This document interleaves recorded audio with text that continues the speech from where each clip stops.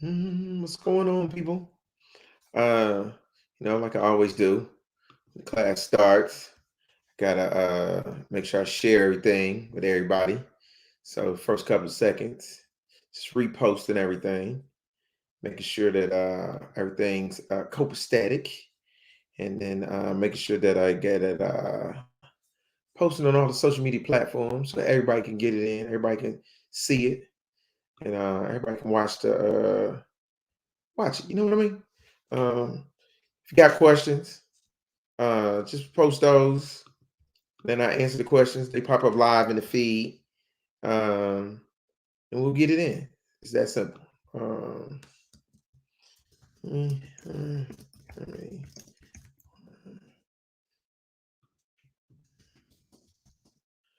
yeah, so I'm just sharing everything for people that's your first time watching. Uh, Making sure as many people can get the class as possible. So if you got questions, tonight's class is going to go over getting started doing stand up. How do you get started? What's the steps? uh, how you get in the game, the whole nine. Um, but that's it. Bam. So yeah, so posting it. So that's it. So how do you start doing comedy? How you get into it? That's what we doing tonight. So all right, let's get into it. All right, so first, last week covered in the class, before you start doing comedy, or if you decide you want to do comedy, first you got to decide what type of comic you want to be. Once you just admit there are multiple different types of comics, you got prop comics, you got physical comics, you got straight stand-up comics. So there's lot of different types of comics. So you decide what you want to be. Then once you decide what you want to be, then you need to decide whether or not you're in love with comedy or not, because this idea that it's going to be instant gratification, that's a lie. It's not happening that easy. It's not going to happen off the rip. You ain't going to start getting paid off the rip. You ain't going to start getting shows off the rip. Just because you're funny at the house, you're going to learn that getting on stage funny is totally different from funny around your boys and funny around your family. The only thing going to pull you through them hard times and all them disappointments and all the negativity that you're going to experience is loving it. So if you don't love it, hold off. Don't start doing it yet. Cultivate that relationship with stand-up comedy. See if you can fall in love with it first. And if you happen to fall in love with it, then go ahead and pursue it. All right. So tonight we're going to talk about actually getting started. All right. So first thing you need to do, you need to find out if wherever you live, if there's a comedy club there. Every comedy club has what's called an open mic night. Open mic night is a fancy word for amateur night. But open mic night also consists of veteran comics who come through working on material content. So that's basically what open mic night is. It's an amateur night, but it's also a night to test out new material. So you can go do amateur night, and in the midst of amateur night, this could be your second time on stage, but you could be going behind a comic who's been doing comedy for 20 years. That's how open mic nights work. So you like, oh, it ain't fair that I got the five. Well, it ain't fair that the dude who got the speeding ticket in the same jail as the dude who committed 4 murders, but he there. So that's just life. It ain't fair. It is what it is. So find an open mic night and find the comedy club that's in your city. Once you find the comedy club that's in your city, find out what night that they have open mic nights. Now, open mic is not as simple as show up and go up in some comedy clubs. Some comedy clubs, there's a sign up process, and that sign up process means that they want you to sign their list. And you have to sign that list either online or call the club. You ask your name to be put on the list, and then they'll tabulate the list of people that are going to go up to perform on amateur night based upon the people who have signed up for that list in advance. Now, different clubs handle that list different ways. Some clubs handle it, it's a first come, first serve type thing. So if you call and put your name on the list first, then you're gonna be the first person to go on stage. You call you second, you're gonna be the second person to go on stage. That's how some clubs handle it. Some clubs handle it where everybody put their name on the list and then they pick and choose people who are going to go up. So you might sign up and may not get the chance to go up. The third way that people handle it is sometimes whoever's hosting, they determine who's going to go up, and they determine who's going to go up based upon who they know, based upon the flow of the show. So for example, any good host who has a show, has an open mic, who's hosting an open mic, and let's say he has 5 comics and or potential comics, and 2 of them he knows and they've been doing comedy and he knows they have pretty decent sets. Well, the open mic is not just a show for you to train for your material either, but it's also a show. So he or she, whoever's hosting, wants some consistency in it. So if I got 5 comics, but my time, just for conversation purpose, say that the length of the show is only going to be enough time for 4 comics, then those 2 comics who are proven, they're going to get on stage. One of you other ones, you're not going to make it because there's only enough slots for 4. So 2 of those slots are going to go to those comics who are proven, because he or she needs for their show to have some guaranteed funny in it. And then it's going to be 2 new cats who are going to get a chance to go up. It doesn't sound fair, but that's the entertainment game.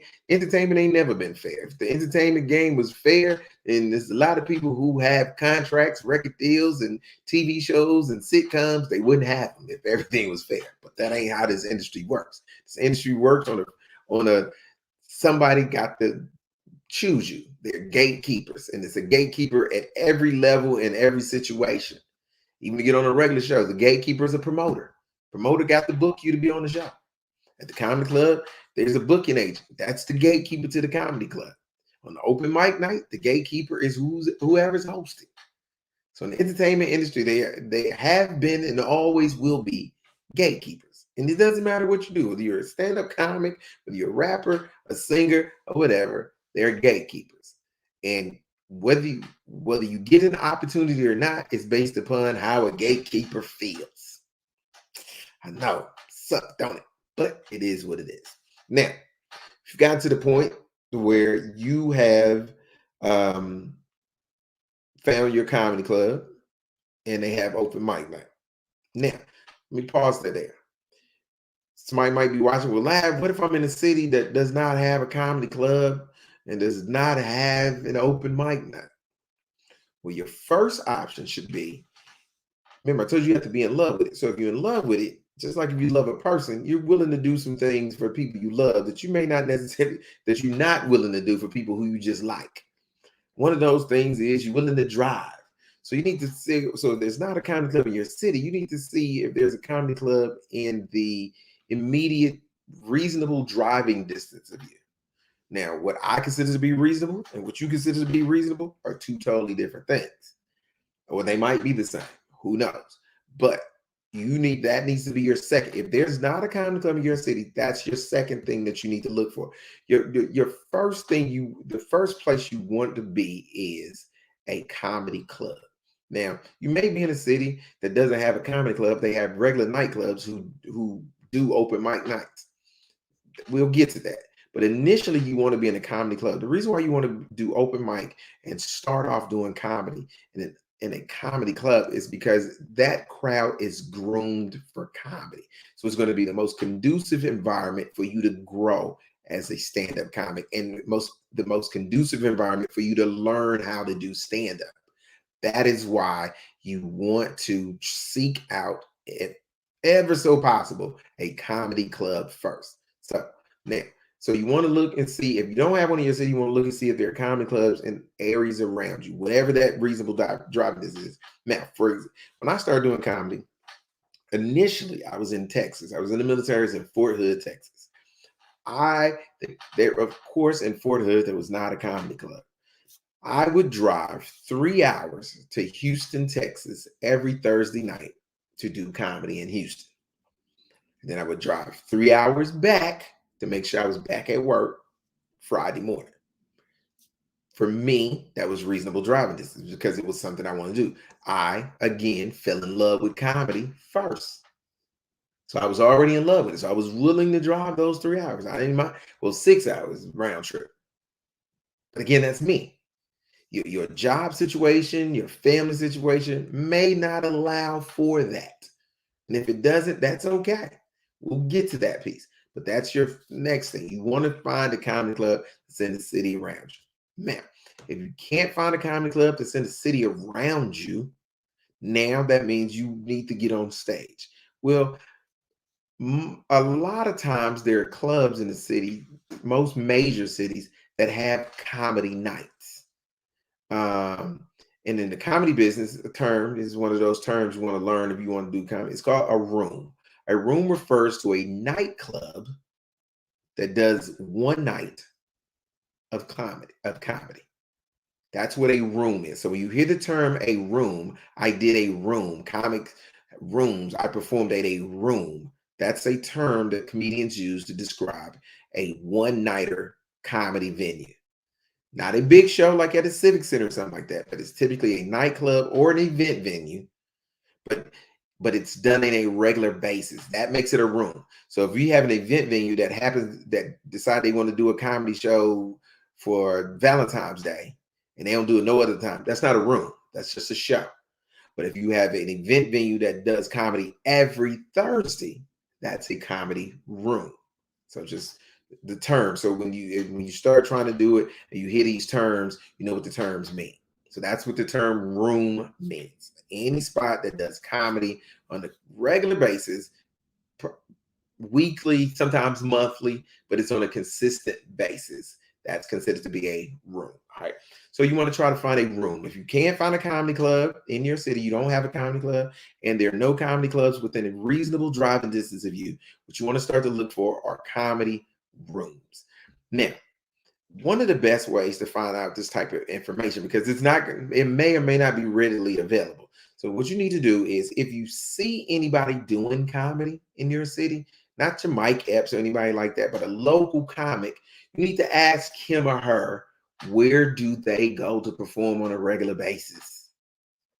So if you were somewhere at an event and they happen to have a comedian who happens to be local, you need to talk to them. If this is what you want to do, you need to talk to them and ask them, where do you perform on a regular basis? And they'll probably give you the information about a room that is in the city where they work out and do comedy on a regular basis. And if not, they are probably going to have the information of a comedy room that's in also may be in reasonable driving distance to you.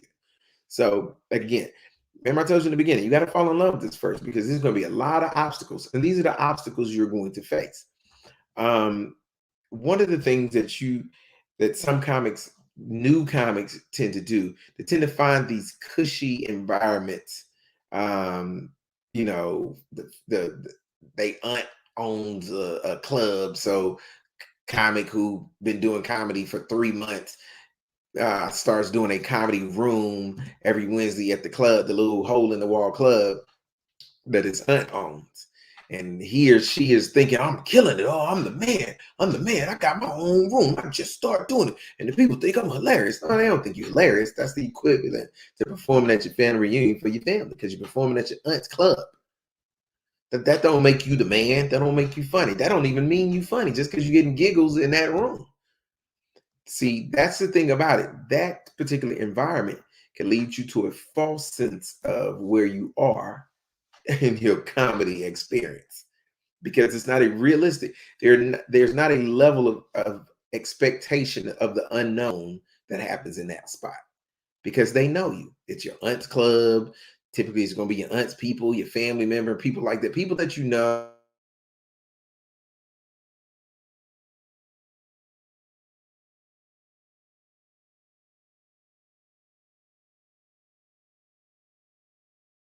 Game, if you will, your comedy um mission, whatever. I don't really know what the term would be for that. So just be weary of that. So now we've found us somewhere to do open mic. Be that at a comedy club, or be that at a room. Now, just assuming we found somewhere to perform. Now, hold on. Let me before I go down the road. Now, if you there are no comedy rooms, there's no comedy clubs, those right there, then what you have to do now, you have to find you have to find and seek out opportunities to get on stage. That's what you have to do. So because the opportunity is not there, now you have to create the opportunity. Now, how do you create the opportunities? That means you have to search your city and look around your city for opportunities for you to be on stage and try to do stand-up and try to be funny. Now, what that looks like, this is going to be contingent upon your city and what you have and what you don't have. The opportunities in Boise, Idaho are not going to be the same opportunities to get on stage. They're going to be in, say, Chicago, or even, say, Tupelo, Mississippi. Tupelo, Mississippi is going to have better opportunities. You know, you're like, oh, it's Tupelo, Mississippi. It's going to have better opportunities because there are casinos. Casinos have clubs. Casinos have large ballrooms. They have shows that they put on. So the opportunity to get on stage increases more with Tupelo than it is in Boise. And not that Boise doesn't have some stuff, but it probably doesn't have the stuff that Tupelo, Mississippi has. Nevertheless, so that's how I just want to make sure I address that. Somebody who might be saying, well, shoot, we don't have none of those things. What can I do? Well, that's what you can do. All right. So that being said, now let's attack it from a standpoint that where you have found a way to get on stage, whatever that way is, be that the comedy club, nightclub, whatever. Again, the most optimal place is a comedy club because it is a comedy savvy environment. It is an environment that is going to be the best situation for you to learn how to do comedy. Boom. Now, this is how I say you attack that. See, one of the misconceptions is that comedians are just standing on stage talking. That actually is where the art of what we do comes from. Good comedy looks like the comedian is just talking. That's what it looks like. It looks like he or she is just up there talking, riffing off the top of their head, but they're not. All stand-up comics have a routine. That routine has been practiced, it has been honed, it has been perfected, there's been trial and error that has taken place with that. All stand-up comics have that. I don't care how smooth and proficient and all this other stuff it looks like, but it is a set. Every comic has a set. You have a set. You have it set because a stand-up comedy set ensures consistency. That's why you have a set. It ensures that you are not funny on Monday, horrible on Tuesday, funny again on Wednesday. That's why you have it set. Now, let's start there. So now you might be like, well, a lot of times before people decide to do comedy, they have in their head, they want to talk about this, they want to talk about that. They got a million things that they want to talk about.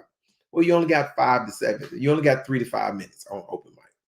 Very rarely you're going to get more than 3 to 5 minutes on open mic. Very rarely. Even if you are doing great, you're very rarely ever going to get more than 3 to 5 minutes because it's open mic. So we want to get as many people on stage as possible. Can't do that with you up there doing 15, 20 minutes. Boom.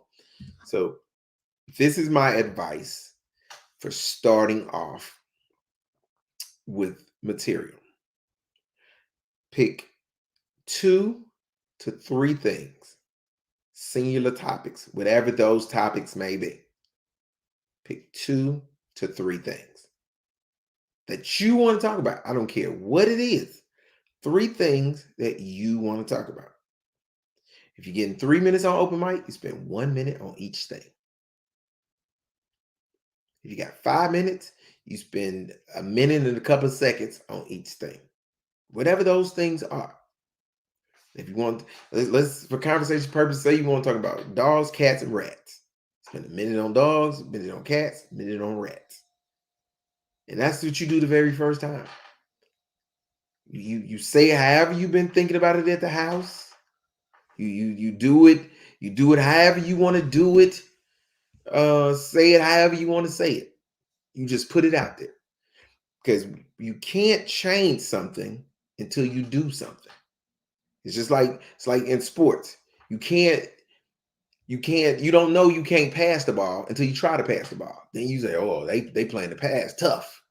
So then you learn really quick, hey man, we need to run the ball. That's how stand-up comedy is. So you got to do it first. Once you do it first, then you start to learn what you can and what you can't do. So you pick those 3 things and you do those 3 things. Now, when you do those 3 things, when you go to the comedy club, some comics do audio. I say you should always video yourself. Always. The reason why you should always video yourself is because when you see yourself perform, you pick up more small nuances than you do just from audio. The audio isn't going to show you your facial expression wasn't selling a joke. The audio isn't going to show you that you're not connecting with the crowd. The audio isn't going to show you your body language. So it's a whole bunch. It is not going to show you your bad habits that you might already have on stage. Then, what do I mean by that? For example, when I first started doing comedy, I had a really bad habit of looking down.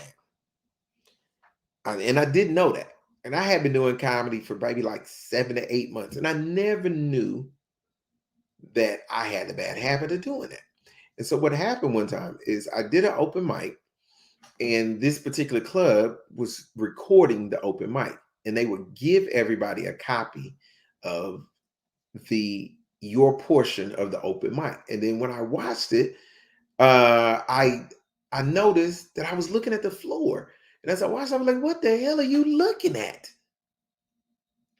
And it was something had I not recorded myself, I never would have known that I was looking at the floor. So that's another reason why you want to record yourself, and definitely want to watch it. I know some people, hey, I hate hearing myself talk. I hate seeing myself. Well, if you don't want to get better, then don't watch yourself. It's just going to take you longer. And again, and I always want to say this every class is my way is not the gospel. I'm not telling you this like it's no other way to do it. What my goal here is to do is to give you the easiest route. The fastest route between 2 points is between A to B is in a straight line. Now, is there a way to go up, down, back, forth, back, forth, back, forth, back, forth, and still get to B? It sure is. It sure the hell is. And is that best for you? Only you know that. So what I'm just trying to give you is the most direct route to get this thing done and to get to where you want to be and get to and accomplish what you're trying to accomplish. That's my big thing. I just want you to be able to accomplish what you're trying to accomplish in the fastest manner. All right. So 3 things. Remember, so recapping, you want to find 3 things to talk about. Talk about those 3 things. Once you talk about those 3 things, watch it back. And as you watch it back, the things that you're going to hear crowd response. You're going to hear what they responded to, what they didn't respond to, what they liked and what they didn't like. And as you hear what they liked and what they didn't like, that starts to let you know which one of those 3 things is stage worthy. Sometimes you have stuff that's funny off stage, but may not necessarily be funny on stage. And those are the things that you have to learn how to decipher. That's the difference between learning how to be funny, being the funny dude or the funny chick at work, and being the funny dude or the funny chick on stage. See, because those aren't necessarily the same thing. Now, can the funny dude at work possibly be a good stand-up comedian? Without a doubt. Can the funny chick at work possibly be a funny stand-up comedian? Without a doubt. But are those things automatically the same? Oh, hell no. Hell no. So don't assume that just because you're the funny dude at work or the funny chick at work, that this is going to be easy for you or it's just going to automatically happen overnight, because that's not necessarily the case. And you have to learn how to do and talk about certain things on stage. So one of the questions I know I get sometimes is, where do you get your material from? You get your material from wherever you get it from. Wherever you get it from. If you get it from kids, you get it from yourself. You heard your uncle say something funny or your auntie say something funny, then use that. They not stand-up comics. So if your uncle say something funny, that's fair game. Yeah, that's fair game. If your cousin say something that's funny, that's fair game. If it's funny, use it. Why not? They not stand-up comedians. Why wouldn't you use that? You hear comics say stuff all the time. They quote stuff that the grandparents said or they aunt or uncle said all the time. So it's just the same thing. So that's where you get your content from. You get your content from wherever you get it from. Just don't steal content. That's not so. Yeah. So now if you hear another comedian say it and you use it, you stole content. But if your uncle say it and he or she is or aunt say it and they're not a comedian, then you haven't stolen material. So you get it from your world. The world is as jacked up as humans are. It's plenty of stuff in this world to talk about. It's a gang of stuff in this world to talk about. Another question I know I've heard people ask is there anything that's off limits to talk about? No. There's no such thing as off limits. In Chris Rock's book, Chris Rock wrote, everything is stage worthy, but you have to be smart enough to know how to talk about certain things. And then the second piece of it is it's a timing thing. Let me give you an example of what I'm talking about. Years ago, had you did a joke about 9/11, somebody might want to fight you in the audience because it was too fresh. It was too new. It was too many people still, dealing with the pain of 9/11. Now, comics got 9/11 jokes left and right. It's a bunch of 9/11 jokes, terrorist jokes. They left and right. So the time in between that incident and now has gotten people mentally in a place to where they can accept a joke that is about 9/11. So everything's funny. It's about how you do it. Now, this is my advice about controversial content. Yes, I just said anybody could do. I mean, any topic is okay. Two things you have to remember. One, the more controversial the content is, or the subject matter is, the more clever you have to be. The more groundbreaking and unique your delivery and your setup and your punchline has to be about this content. If you just go up here and you get on stage and you throw out some very controversial content, you're going to offend people and it's not going to be funny. So can you do it? Yes. But as a new comic, do I advise you do it? No. I say stay away from things that are extremely polarizing and extremely controversial. Again, because it takes a different type of stage savvy and stage presence to deliver that type of content. Now, again, Lab's way ain't the gospel. You may go on stage, throw out some controversial stuff, and it may rip. But are you going to be ready for the second time you do it and it don't rip? Because if it's your first time put it out there, you might have looked up on did it exactly right. But then the next time you do it, you might not do it the same way you did it last time. And now it falls flat on your face. See what I'm saying? So that's the first piece of it, is that it takes a special skill set to deliver content that is controversial or polarizing. The second piece of that is, if you are going to do controversial or polarizing content, are you ready for the blowback that comes along with that? Are you ready for that? And what am I talking about? Ask Dave Chappelle, what am I talking about? Are you ready for the blowback? And if you're a new comic just establishing yourself, Dave got money. Dave got status. Dave got all these things behind him to where he can power through people talking about it. But if you just start doing comedy and you ticking people off and you making crowds mad and you're not making them laugh, but you're making them mad, how is that working in your favor? Again, I'm not telling you what to do. I'm just giving you perspective on how this works and what you're going to encounter, what you're going to go to through, depending on what route you decide to take. That's the things that you're going to deal with that type of content. So everything's open, everything's everything's on the table. Everything's on the table. But again, are you willing to deal with what comes along with that? You have to ask yourself that. I can't tell you whether or not you can deal with that, or you should be willing to deal with that, or if you should deal with that.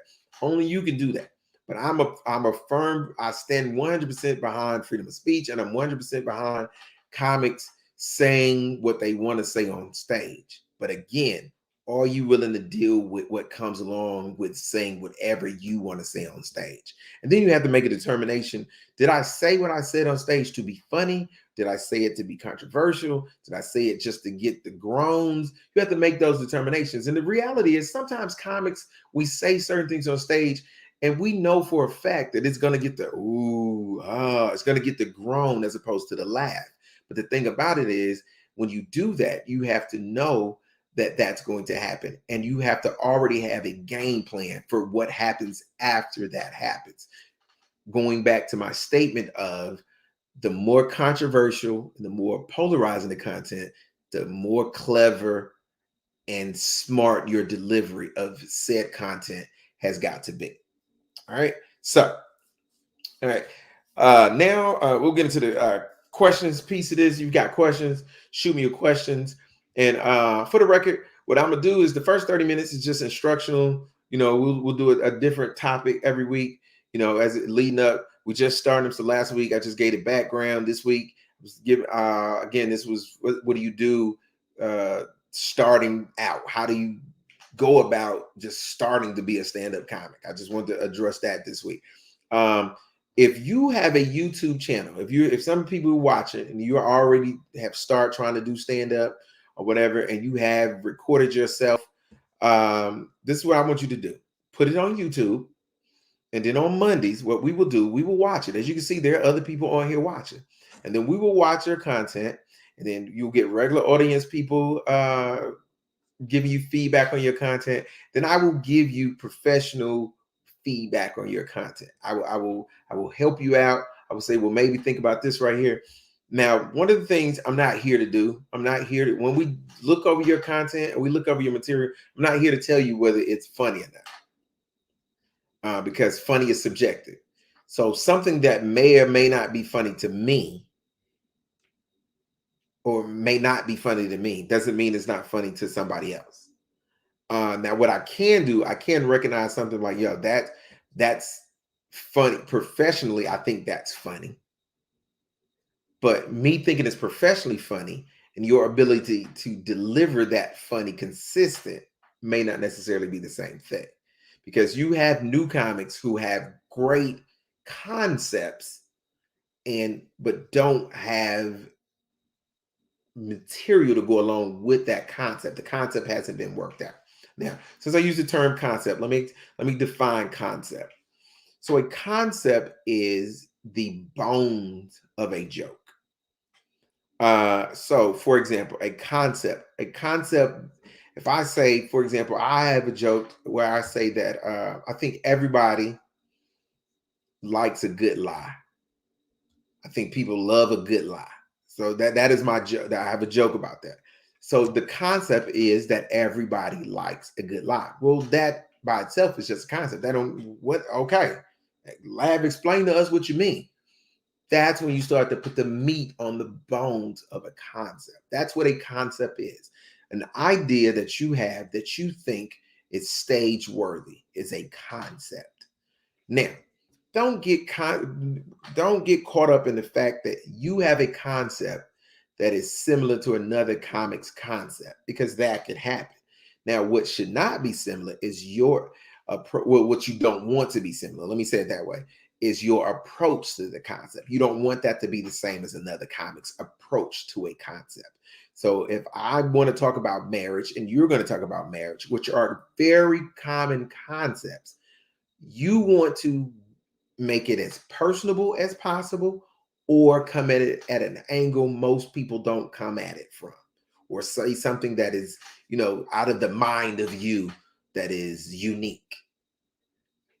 The more same way I talked about a joke being, something being controversial or polarizing.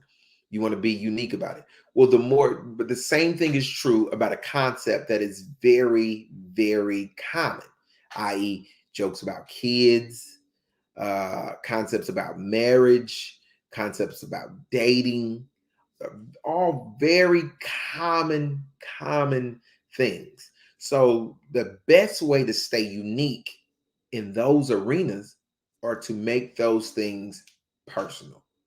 Truly. So if you're going to talk about marriage, talk about your marriage, or talk about your failed marriage, or talk about what you are looking for in marriage, because those are things that are personal to you. Now, are you possibly looking for some of the same things somebody else is looking for? That's possible. Or and another comic may think the same thing, without a doubt. Without a doubt. But you have the person, so that's where your uniqueness and your comedy skills comes in. So if I'm dating, if I'm talking about dating, I'm talking about dating, and I like a woman with a big butt, and comic John Doe likes a woman with a big butt. The uniqueness comes from what I like about the woman with the big butt and what I want her to do with the big butt, and what he likes about the woman with the big butt. See, so we both like women with big butts. So we talk about dating. That's the concept. The meat on the bones of the concept is liking, the concept is dating. The meat on the bones is I like to date women with big butts. So he likes to date women with big butts. Well, I like to date women with big butts because I just like the way it look in them jeans. He likes to date women with big butts because uh, you can't see him when he's standing behind her. Whatever it is. So same concept, same meat, but the meat is different. One meat is steak, one meat is filet mignon. And not saying anybody's better than the other one. See, so they both meat, but the different types of meat, both beef, all this. That's how it works. So, all right. So now, questions. You got questions? That's it. Don't forget. So, if you got to stand up and you want to look at us to look it over, we'll start that next Monday. So put the word out next Monday. Just record your stand up no more than 5 minutes. Again, open mic is 3 to 5 minutes. We're not going to look at anything that's longer than 3 to 5 minutes. Even if it's longer than 3 to 5 minutes, once we get to the 5 minute mark, I'm going to stop it. So it's just better to have 3 to 5 minutes. So questions. What's this? Did you study a comic or particular comics when you started out? Do you recommend this to new comics? I don't necessarily recommend you study a comic. I recommend you study comedy, stand-up comedy.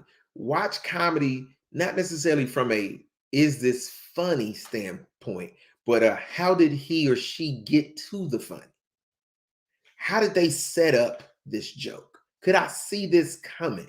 You know what I'm saying? Oh, wow, he talked about his mother, but the uniqueness is he talked about his mother did XYZ. So that's my thing. I say if you're going to watch comics, watch comics. See, because one of the dangers of studying comics when you first start out, you'll start to sound like them.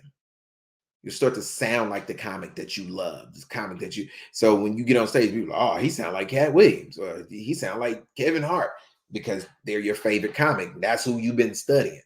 So I don't necessarily advise that you study or don't study a comic, but I advise that if you're going to study anything, study how they got to their funny.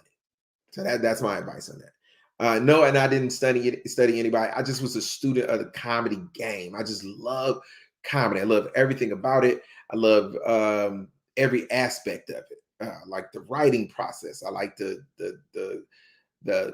the fact that when you get on stage, you never know what could happen. It could work or not work. I love all of that. So again, I fell in love with comedy first, and that's always, and I'll say that a million times because I think that's the most important piece of all of this. So you got to fall in love with stand-up comedy before you start doing it.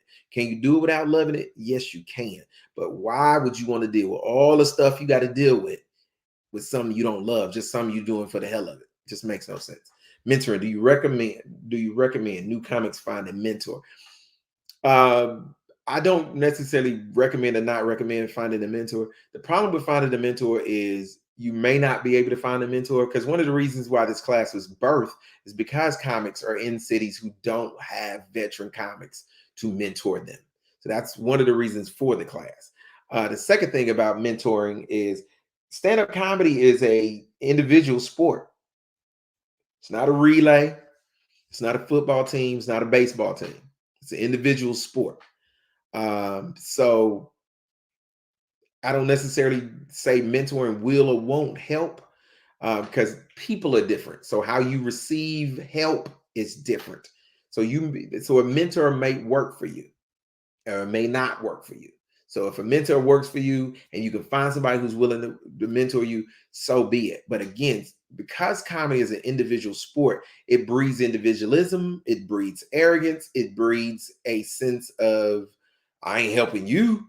Hell, I'm on stage taking these L's. You're gonna have to get on stage and take these L's like I'm taking them. So I don't necessarily know if comedy is the environment for a mentor per se.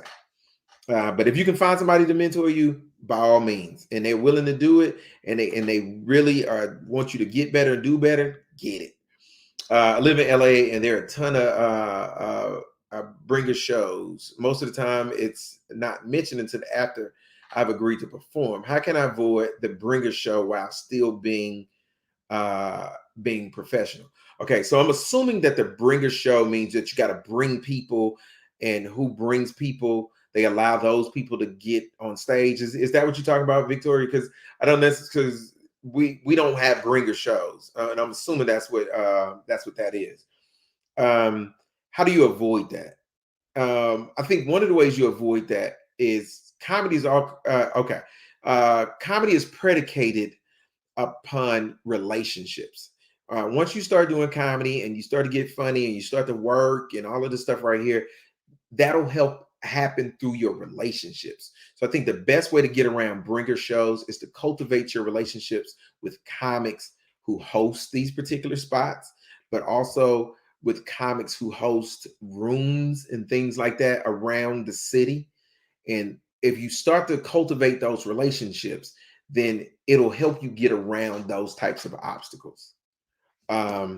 But then again, sometimes it's one of those types of things. If you're in a situation where there is a bringer show type scenario, and the environment is the best for you to get better, then you just got to do them bringer shows, Victoria. Sometimes it ain't no shortcuts.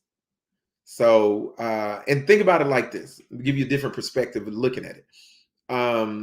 Bringer shows also, the concept behind a bringer show, for people that don't do comedy, don't really know the game. Bringer shows, or you bring people, and that's basically the club using you to get a crowd. So, if I tell you, so it's whoever brings the most, that's who's gonna get on stage. So, so I pack the club out. Now, the good part to that is you have people in the crowd that are already going to show you love. So that's the good thing about that, Victoria. You bring people to the club that already, and it can become the foundation of your fan base. So that's the good side to that. Now the downside to it is, yo, dude, you own a club. Well, I ain't getting none of the food. I ain't getting none of the liquor. Well, I gotta bring people in here. See what I'm saying? I ain't getting none of the money. I ain't even getting paid. This open mic. See, so don't get me wrong, Victoria. I 100% get you, and I understand where you're coming from.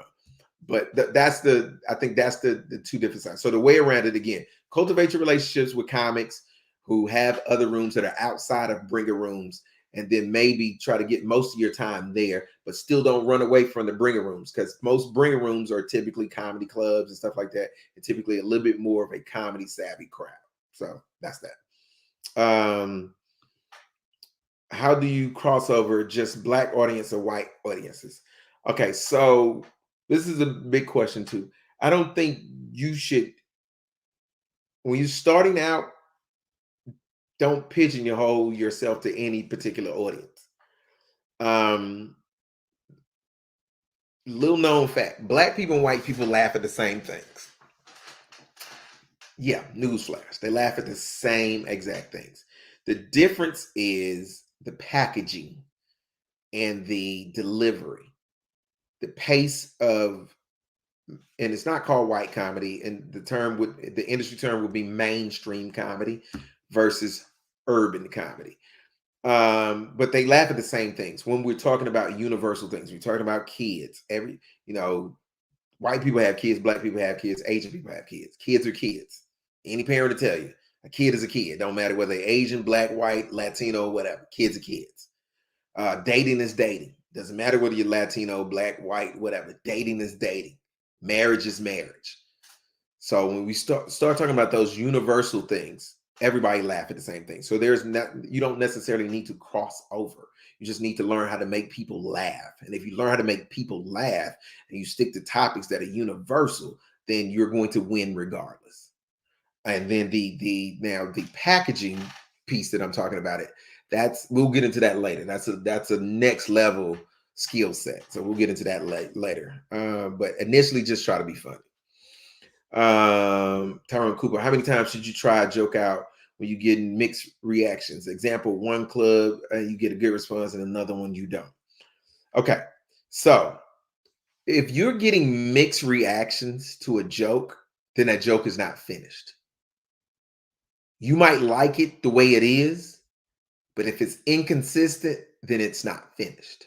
So now what you have to do is step outside of your comfort zone and tinker and play with that joke. So if you talking about, I own a hot dog stand and man, these hot dogs be hot. And when you say, man, these hot dogs be hot, oh, it rips in Club A. Then you say, man, these hot dogs sure be hot. They be like, so in room number 2, then man, these hot dogs are hot. That ain't it. That punchline don't work. It works in one room, but it don't work in all the rooms. So now instead of saying, man, these hot dogs be hot, you got to step outside the comfort zone in that Club A that it works in and throw something else on the end of it. Now you have to, because now what you have to see is that, now these are the two things. Let me back up. Let me pause for a second. First, you need to make sure you have a good concept. A good concept means they listen. If they're listening to you set up this punchline, that's your first indication that what you're talking about is interesting. So if you have that piece, now if your punchline is inconsistent and you're getting them, they're listening to the concept, but your punchline is inconsistent, that lets you know that it's your punchline that needs to be changed. So that's when again, now we get to the part where I'm talking about stepping outside your comfort zone, changing a joke that you like, that gets a good response in Club A. Because if it's only getting a good response in Club A, but it's not getting a good response in Club B, then in Club C, it's getting an okay response. So you're getting 3 different responses from the same joke. Then the joke isn't finished. Again, it needs to be changed. Now, what needs to be changed? That's what the getting on stage is for you to learn what to change about it. Learn what works and what doesn't work. And stand-up comedy is a trial and error business. So you got to try it different ways. So instead of saying, man, these hot dogs are hot, say, man, these hot dogs need to be on the stove more. Man, these hot dogs be grilling, whatever. Just try it 5, 6 different ways every time you go on stage. And then when you get a way that works in Club B, take that way back to Club A. See if the way it worked in Club B works in Club, because you already know the way it's working in Club A don't work in Club B. So take the way that works in Club B back to Club A. Now, if you take the way it worked at Club B back to Club A and it hits, now you got a winner. Because now you're hitting 2 spots. Now you're hitting 2 spots. Now, all that being said, let me say this. Comedy is built off nuances. The difference between a joke working and not working, unfortunately, can be as simple as the inflection in your voice isn't correct. It can be as simple as, instead of saying that hot dog, you should say wiener. That's the beauty. That's why good comedy takes a long time to perfect. because the trial and error just takes time. So, and that's the thing about it. The difference between a joke working and not working could be the placement in your set. It's behind the wrong joke. The joke before it doesn't complement the next joke. It could be something that's stand-up comedy. It's nuances. It just the slight change of your facial expression or the inflection in your voice. It take a joke from ha ha ha to this boy. It's that simple sometimes. And then sometimes you just ain't funny. It can be that too. I mean, it's just keep it 100. Let me see. You keep a couple more questions before I get up out of here. Whenever you have an open mic with other comics, isn't it harder to deliver the jokes? No, because one of the misconceptions and lies is that you're performing for the audience.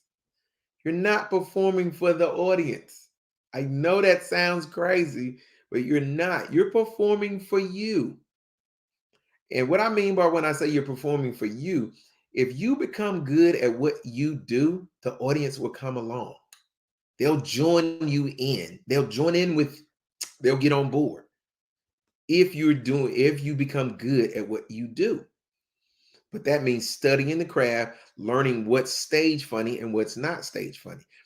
The audience is the relationship between a stand-up comic and a audience is a dysfunctional relationship. Sometimes they're gonna give you what you need, the energy, the love, and sometimes they not. So since you can't depend on them to do their part, you got to be ready to bring your own energy. You got to be ready to bring your own confidence. And you got to be ready to do all the heavy lifting yourself. So, because they audiences are fickle. They're fickle. That is why when comics get consistently funny, that's why it stands out. That's why we love them so much, because we able to see them go burn everywhere. Because if you've been doing comedy, you know how hard it is to be able to burn the stage up no matter where you go. That's hard as hell. Regular people don't get that. They think all comics are funny everywhere they go. No, they not. They not. You got some comics who in New York, once they leave New York, they're gonna be garbage because they got all material and they're New York comedians. And that's no knock on them. That's just how it is. You got some comics who are from the South. Once they leave the South, they garbage because they don't know how to perform just for people. They only know how to perform for people in the South. You got some comics who are hood comics. So once you put them in front of mainstream people or black people who got 401ks, they can't relate. So yeah, you don't what you want to do, you don't want to cater to audience. And once you start catering to audiences, then you start to set yourself up for failure and you start to stunt your growth. Because what'll start happening is once you start catering to the audience, you'll get funny to them. Or you'll be ripping them. But then once you leave them, where you at?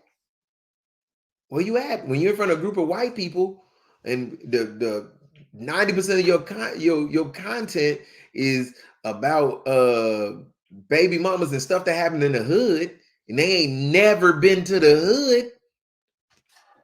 Now what?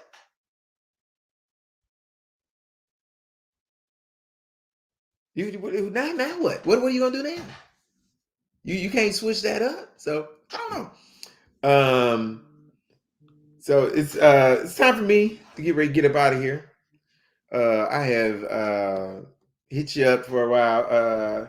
Nico Simmons said, bingo, I always felt stand-up comedy is like practice for professional athletes in a team or individual sport. You must practice religiously, yet how and what you practice is extremely important, without a doubt. 100%. I totally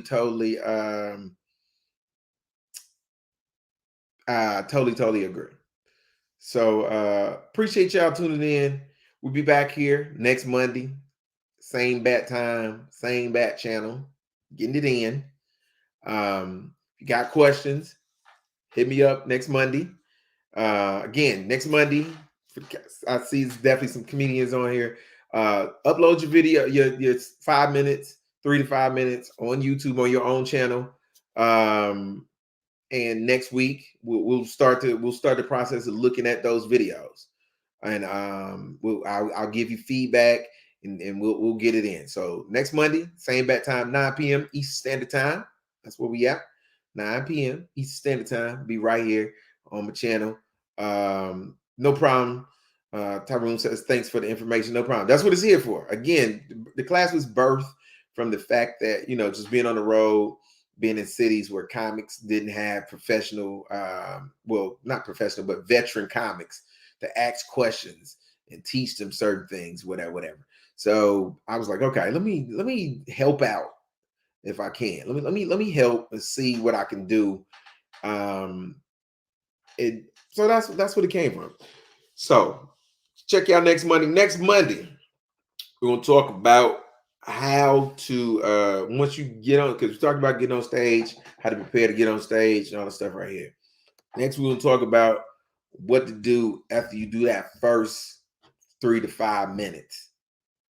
That's what we're gonna talk about next week. After you do that first 3 to 5 minutes, what's next? That's what we're gonna talk about next week. What's next? Again, I answer your questions if you got questions.